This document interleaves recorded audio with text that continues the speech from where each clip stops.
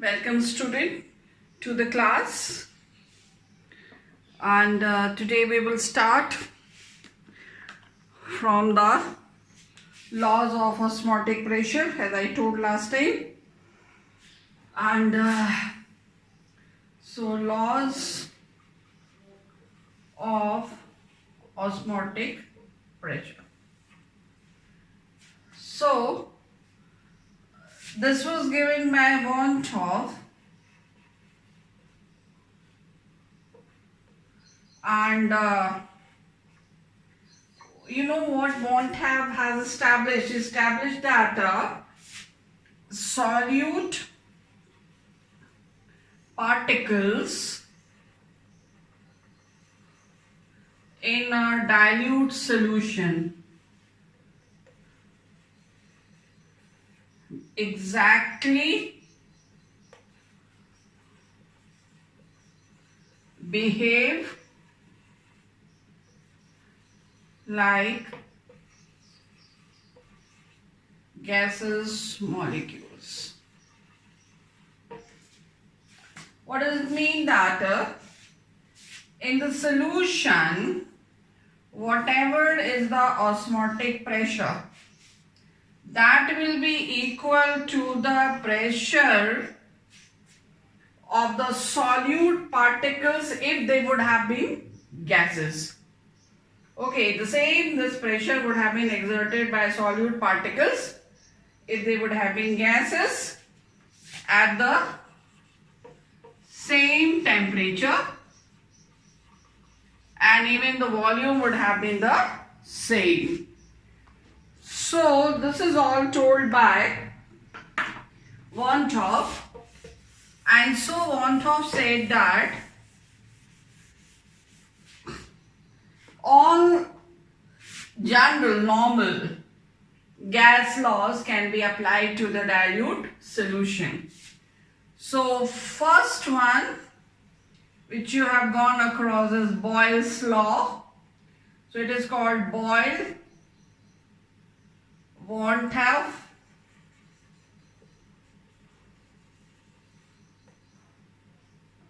law. The first law of osmotic pressure is this.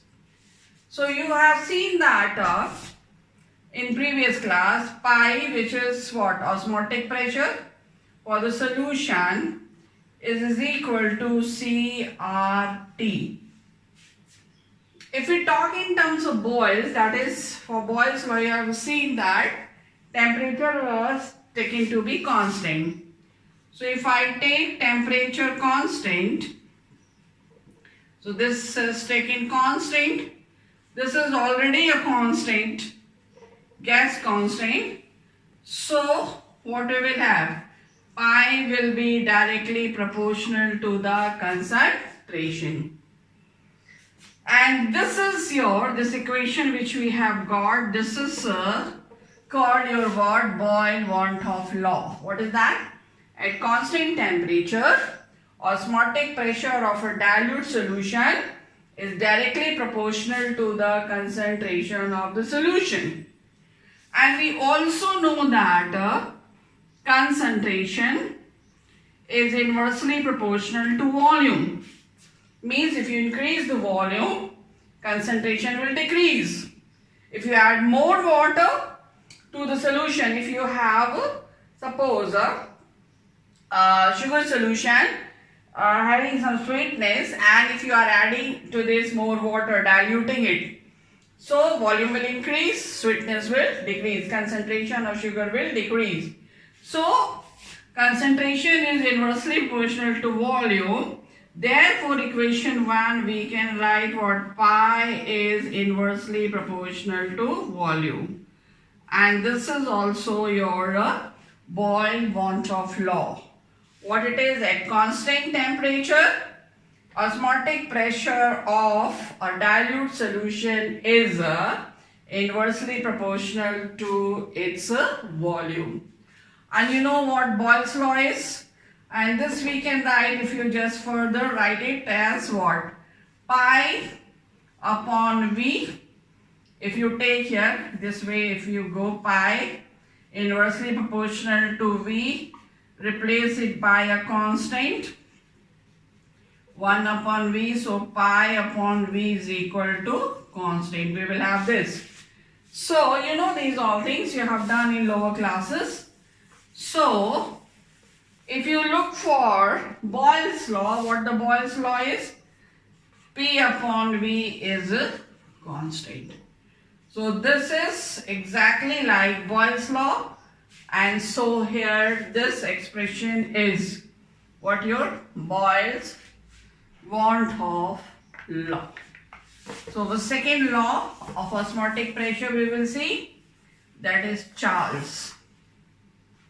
Second law of osmotic pressure, Charles want of law. So you know pi is equal to CRT. When Charles law we talk about, we don't take temperature constant. Take pressure constant, but since we are talking about osmotic pressure, so we can't keep pi constant. So this we cannot keep constant, this we cannot keep constant. This is already constant, so what we can keep constant? Concentration. So this is constant. So if C is constant, capital C, constant, then what we can write? If this is a constant, pi is directly proportional to T. And this is Charles van 't Hoff's law. What it is? Osmotic pressure of a dilute solution at constant concentration is directly proportional to the temperature. Okay? So you can write this as what? Pi is equal to constant into T, or pi upon T is constant, and compare it with Charles law. Charles law is what? V upon T is constant. So both expressions are same, and therefore this expression is Charles van 't Hoff law. Now the third one is Avogadro's law. Avogadro van 't Hoff's law. What is Avogadro's law? First I write definition for Avogadro. Equal volumes of different gases will have same number of moles or molecules or particles, whatever you say, at a given temperature and pressure. This is Avogadro's law.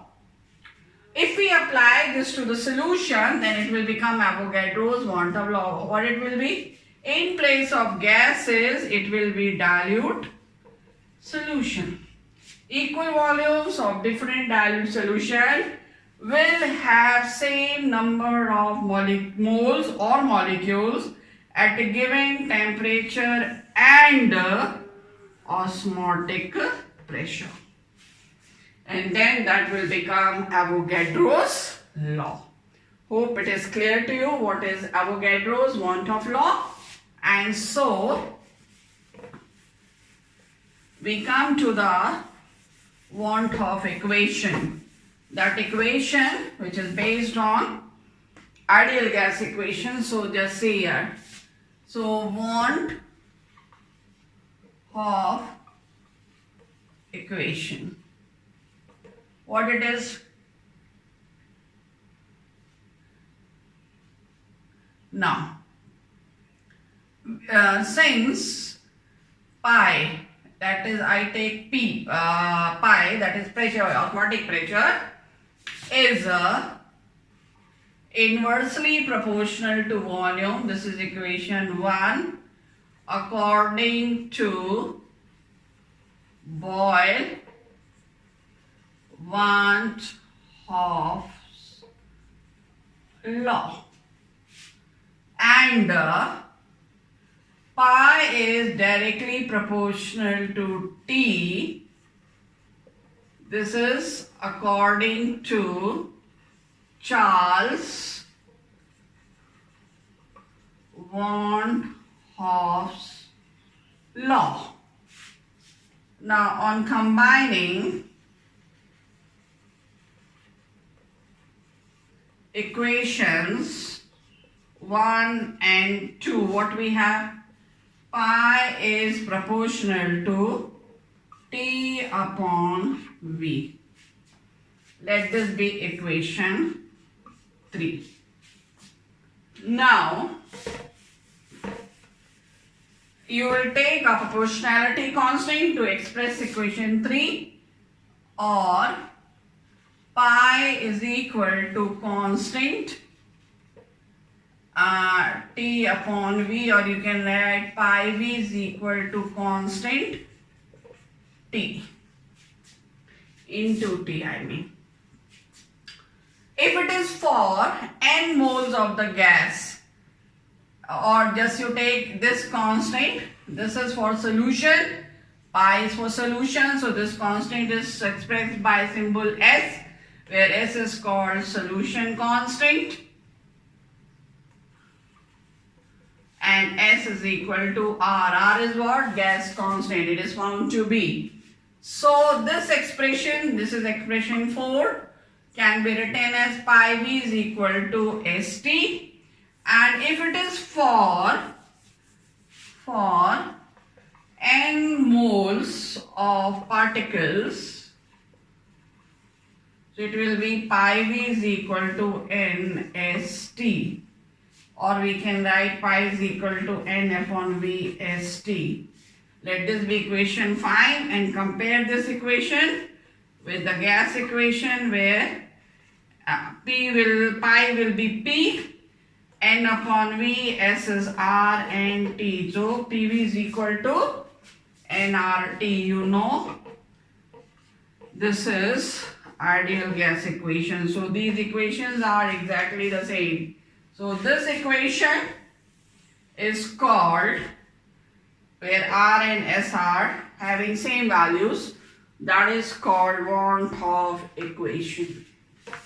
Okay, and now see the next last thing relevant to this osmotic pressure, that is your not only osmotic pressure, that colligative property, that is from which numericals are normally asked, reasoning question, that is to find out degree of dissociation and degree of association. I'll tell you first dissociation and then association. Okay, so what does it mean? Degree of the mean extent to which dissociation is taking place. How many molecules have undergone dissociation, percentage wise or quantity wise? So see some examples. First example, I take a compound like AB, which is forming anion and BiN. It is an electrolyte and is forming A positive ion, B negative ion, and initial amount, let it be 1 mole of AB. You started at that time when you started, A ion were 0, B ion were 0. If alpha is the degree of dissociation, alpha is degree of dissociation, as much will be the degree of dissociation of one cation in a molecule, same will be the degree of dissociation with respect to its number in the molecule. So degree of dissociation of both cation and anion in a molecule will be same. So at equilibrium, if degree of dissociation is so much, then at equilibrium, if this is alpha mole and this is alpha mole, then this will be 1 alpha moles at equilibrium. You have done this part in class 11 in detail. Now, you know that here we have particles before dissociation and particles after dissociation. So before dissociation we have 1 mole. After dissociation we have 1 minus alpha moles of AB. Some amount of AB will be left undissociated, that it be 1 minus alpha. And also we have alpha moles of A ion, A positive ion, and alpha moles of B negative ion. So this and this cancel, we will have 1 plus alpha moles. So you started with this, we have seen earlier also. You started with 1 mole of AB and now you have got 1 plus alpha moles in solution of particles, and so the substance is undergoing dissociation. So you have got this.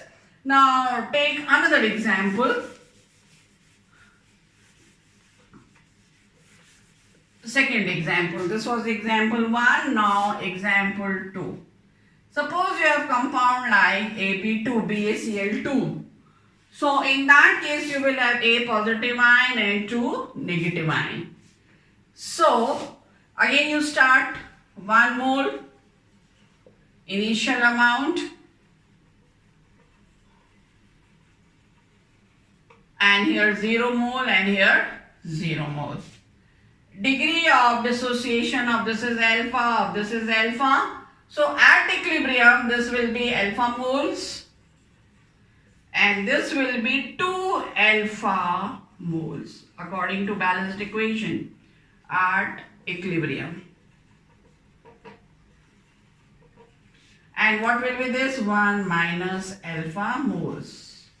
If you have forgotten, then you will must revise equilibrium chapter from 11th class question. We have done that in detail in class. So then we have number of particles before dissociation, how much? 1 mole. And number of particles after dissociation, how much we have? 1 minus alpha plus alpha plus 2 alpha, alpha cancel, we have 1 plus 2 alpha. Again you can see, so ionization particles are increasing, number of moles in the solution are also increasing on dissociation once the solution is formed. Now take third example. If third example I take it A to B. So here it will be 2 A ions and 1 B ion. So this will be 2 alpha, this will be 1 alpha, and so here we will have 2 alpha and this will be alpha, and at last we will have 1 plus 2 alpha. So these cases you have seen, okay. So you have seen that number of particles after dissociation is changing depending upon the dissociation degree of at what extent this molecule is dissociating.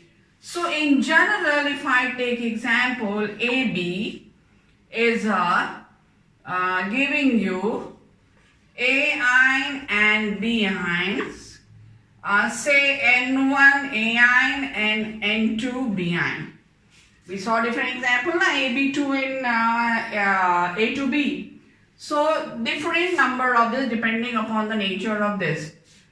So in that case, what we will have, we start with 1 mole, 0 and 0 at initial amount.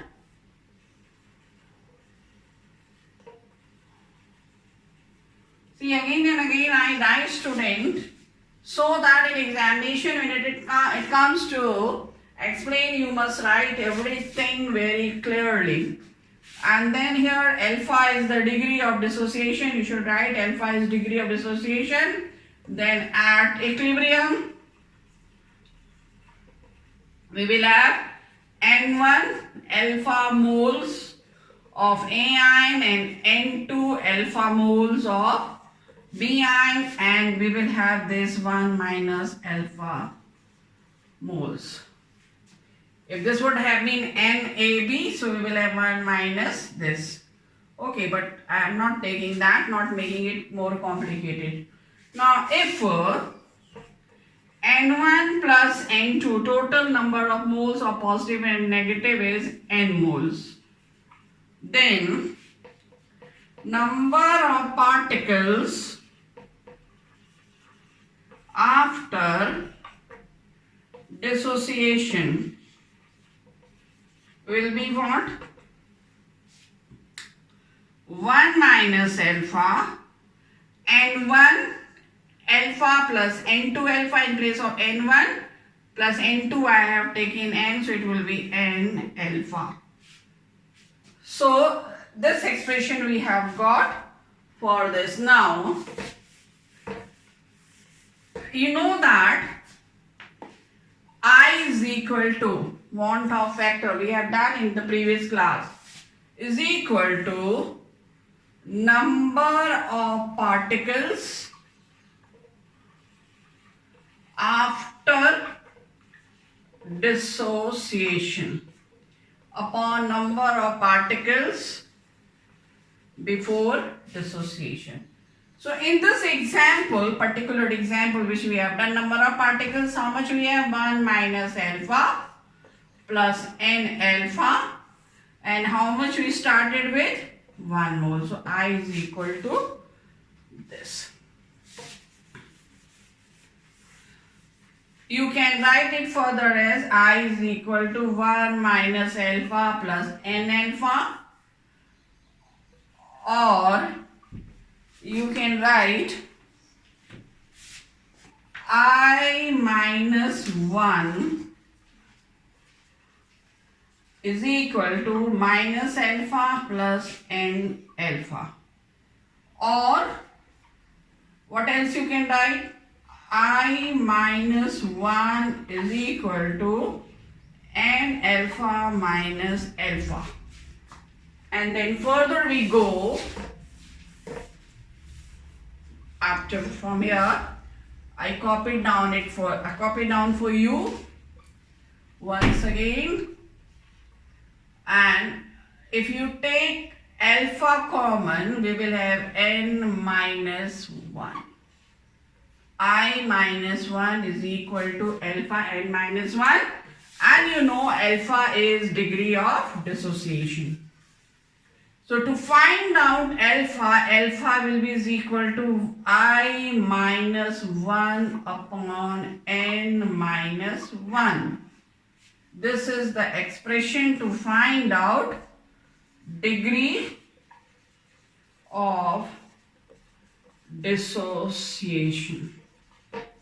Now you know that what? Since I is equal to, we have done earlier, molecular weight of solute calculated upon, that is also called normal, upon molecular weight of solute observed, that is also called experimental. So you know this, if experimental value is given to you, calculated weight you can find out, you can put the value of I, number of particles you can know from the formula, how many are forming, then you can find degree of dissociation. And I is also is equal to what? Colligative property observed upon colligative property normal. This also expression you have. So through this also you can calculate I and you can go further. Now we will see degree of association. Degree of association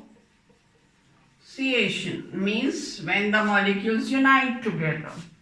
Take one example, AB, 2 moles, giving you AB2. I had explained to you earlier what is association. 2 molecules of AB coming close, forming big giant molecule, AB2. So if you started with initial amount 1 mole, this was 0, at equilibrium, what happened? If this is degree of association, alpha is degree of association.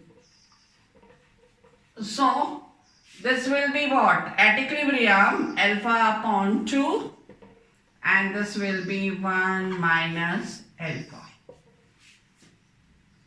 Then if you have a molecule like AB, and molecules united together to give AB, and you don't know how many, and generally polymers are formed, they may be 100 in numbers, and so those will be united together to give a long chain polymer. And so in that case, if you started with initial amount, this was 1 mole, 0 moles, and at equilibrium, if degree of association is alpha, so this will be 1 minus alpha, and alpha upon N will be here from this. So number of particles after association, what we will have, 1 minus alpha plus alpha upon N, and number of particles before association is equal to 1 moles, this much moles. Okay, now you know that I is equal to what? Number of particles after association upon number of particles before association. So particles after association, how much you have? I is equal to 1 minus alpha and plus alpha upon N is equal to 1. And then further we go. So we can write it as 1, I is equal to 1 minus alpha plus alpha upon N. This you can also write as I minus 1 is equal to minus alpha plus alpha upon 1. You can also write it as alpha upon N minus alpha. You can also write it as, take alpha common, you will have 1 minus N upon 1 upon N minus 1. Make alpha subject degree of association.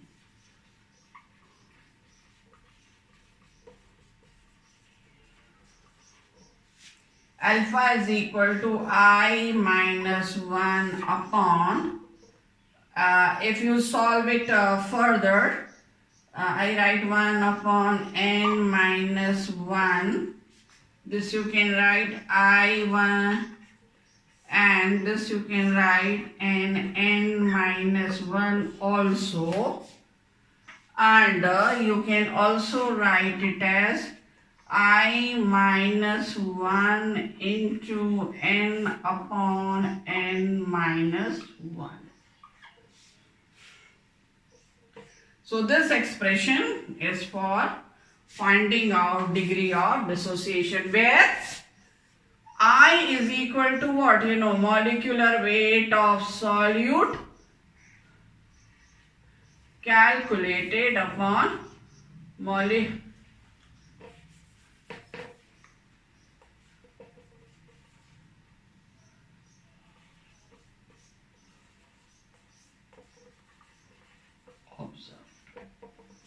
you have done that.